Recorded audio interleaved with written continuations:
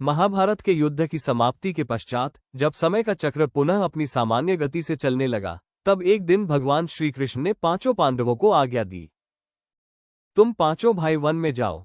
वहां जो कुछ भी अद्भुत या विचित्र दिखाई दे, उसे देखकर मेरे पास लौट आओ। मैं तुम्हें उसका प्रभाव और अर्थ समझाऊंगा। पांचों पांडव वन की ओर प्रस्थान कर गए। सबसे पहले धर्मराज युधिष्ठिर ने एक विचित्र दृश्य देखा। उन्होंने देखा कि एक हाथी की दो सूंड है। ये दृश्य उन्हें अत्यंत आश्चर्यजनक लगा।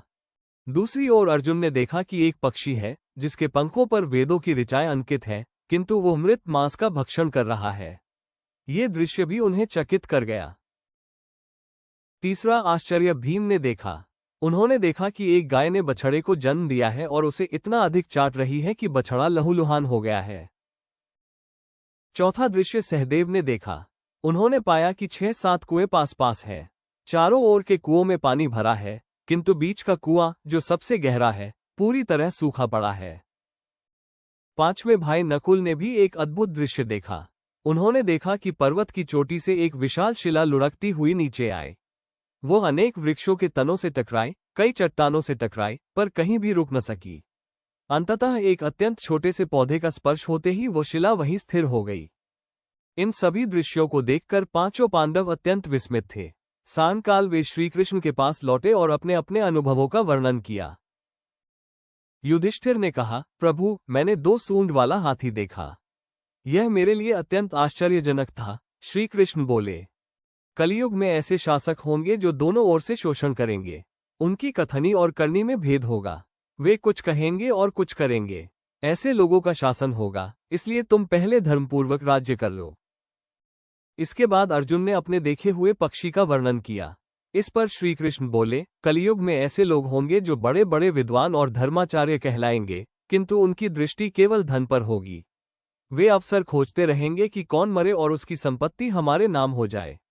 चाहे वे कितने ही ऊंचे पद पर क्यों न हो, उनका मन लोभ से मुक्त नहीं होगा। ऐसे लोगों की संख्या अधिक होगी, सच्चे संत विरले ही होंगे। भीम ने गाय और बछड़े का दृश्य सुनाया। श्री कृष्ण बोले, कलयुग में लोग अपने बच्चों के प्रति इतना अधिक मोह करेंगे कि उनके स्वतंत्र विकास का मार्ग ही बंद कर देंगे। यदि किसी का पुत्र साधु बने तो समाज उसे पूजेगा, किंतु यदि अपना पुत्र वैसा करे तो लोग विलाप करेंगे। इस अति ममता में मनुष्य अपने बच्चों को बंधनों में जकड़ देगा। वास्तव में पुत्र पुत्रियां तुम्हारी संपत्ति नहीं है। ये शरीर मृत्यु की अमानत है और आत्मा परमात्मा की।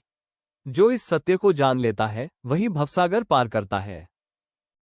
सहदेव ने सूखे कुएं का वर्णन किया।